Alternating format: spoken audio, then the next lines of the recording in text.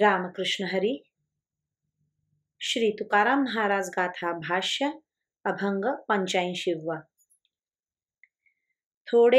थोडे आहे चित्त साह्य झालिया, हर्षामर्ष पाही अंगी पांडुरंगी सरले ते.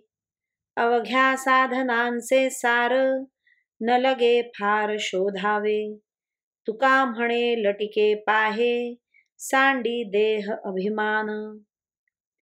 आपल्या परमार्थाला आपले चित्त अनुकूल झाले तर खरोखर परमार्थ फार सोपा आहे.